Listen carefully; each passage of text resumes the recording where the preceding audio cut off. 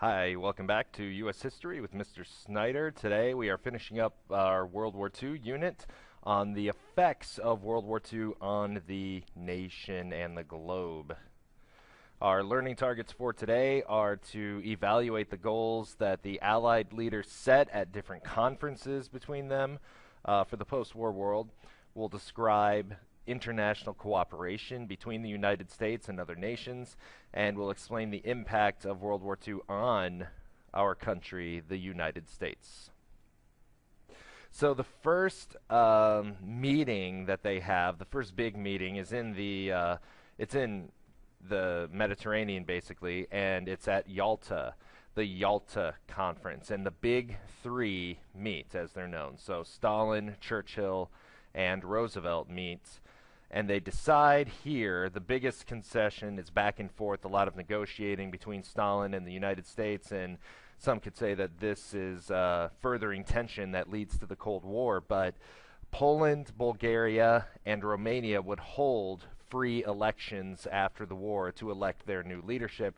Stalin later takes back this promise, and eventually those will all become part of the Soviet Union.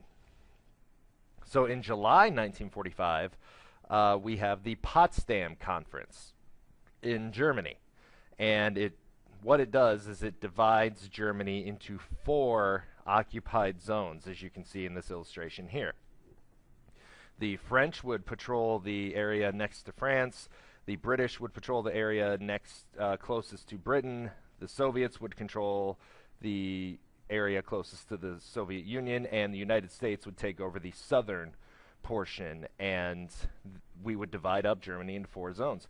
These will eventually become East Germany and West Germany when relations deteriorate between the Soviet Union and the United States.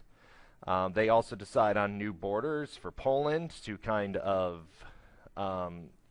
get some land back to Poland that was taken by Germany, and the Soviets get reparations from the war as well because they lost over 20 million people. World War II was the deadliest conflict in human history. More than 50 million soldiers and civilians died during the fighting, including 300,000 U.S. soldiers. The Holocaust alone claimed the lives of 11 million. With the guns of aggression silenced, it was time to begin the long, slow task of rebuilding countries savaged by the fighting. In February 1945, 3 months before the defeat of Germany, Allied leaders met at Yalta in the Soviet Union to discuss Europe's reorganization. Other post-war plans were laid at the conference in Potsdam, Germany 5 months later. While touring the ruins of Berlin, President Truman expressed hope for a more peaceful time ahead. We're here today to raise the flag of victory over the capital of our greatest adversary. In doing that, we must remember that in raising that flag, we are raising it in the name of the people of the United States who are looking forward to a better world, a peaceful world, a world in which all the people will have an opportunity to enjoy the good things of life and not just a few at the top. Post-war Germany was divided into 4 zones, individually administered by the U.S., Great Britain, France, and the Soviet Union. However, distrust between the Soviets and the Western Allies escalated, ushering in a 50-year-long period of icy relations that would come to be called the Cold War.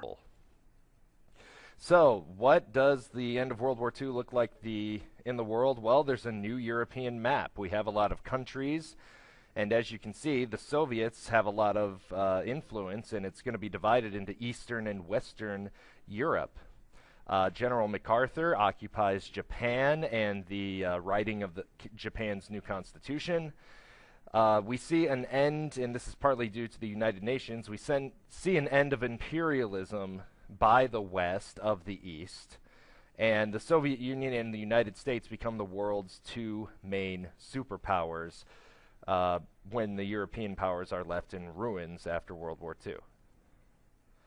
Americans have a new leadership role in the world, and they are going to push for things such as the International Monetary Fund and the World Bank to kind of set and help out with world currencies.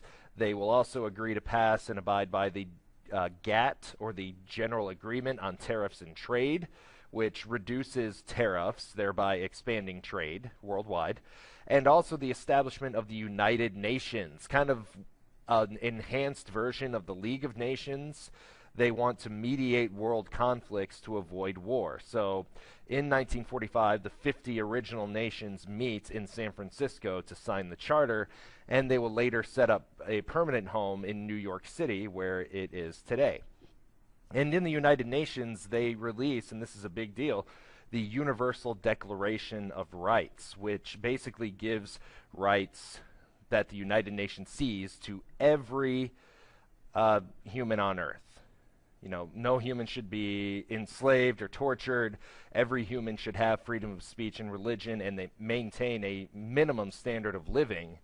But this has proved difficult to enforce over the past 60 or 70 years. The closing months of the war also saw the birth of the United Nations, an international peacekeeping organization to succeed the League of Nations. After the war, Japan was occupied by U.S. forces, commanded by General MacArthur. He introduced economic reforms to the country, leading Japan's markets to become among the world's most powerful. And MacArthur restructured their political system as well, convincing Japan to allow suffrage for women and other basic civic freedoms. The United States was changed as well. The weakness of war-ravaged Europe and the growing threat of the Soviet Union led the U.S. to a new role as the world's leading economic and military power. Before his death, President Roosevelt expressed hope that those who followed could learn from the horrors of this terrible war.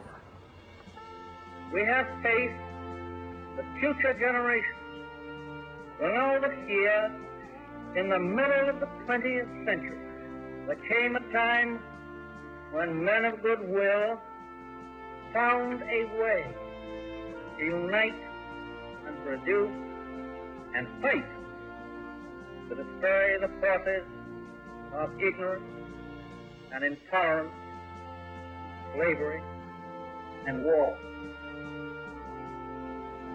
It would take decades to fully realize the changes wrought by World War II. But as soldiers returned home, they found their country and themselves fundamentally changed. And for many, a new, more prosperous and more peaceful life lay ahead. And those who violated international law, so those Axis powers who violated international law, individual generals and leaders, and who violated the Geneva Conventions, were tried and put on trial. So the Geneva Conventions is an international agreement that governs the treatment of POWs and wounded soldiers. You know, you have to give them shelter, you have to give them food, water, their laundry has to be done once a week. These are rules that prisoners of war get. The Japanese were tried for atrocities in Asia, and General Tojo was put to death for this. And the Nuremberg trials, just like the Nuremberg laws held in Nuremberg, punished German Nazis for war crimes, and most were either put to death by hanging or received long prison terms.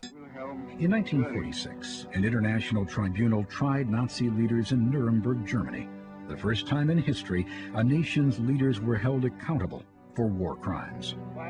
Japanese military leaders were put on trial as well, including General Tojo, who was convicted and executed for his crimes. Finds Tojo guilty under count 54.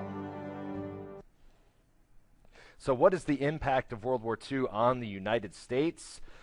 We begin to shed our isolationist views and think globally, and we have to assume world leadership at this point. We have to even lend and give billions and billions of dollars for Europe to get back on its feet. African Americans, due to victories over discrimination in World War II, have a renewed fight for civil rights. And World War II is what officially ends the Great Depression and begins a period of economic prosperity in the 1950s, much of like we haven't seen since. And like that, like World War II and like the Great Depression and the New Deal, we now have a greater government influence in economic affairs as well.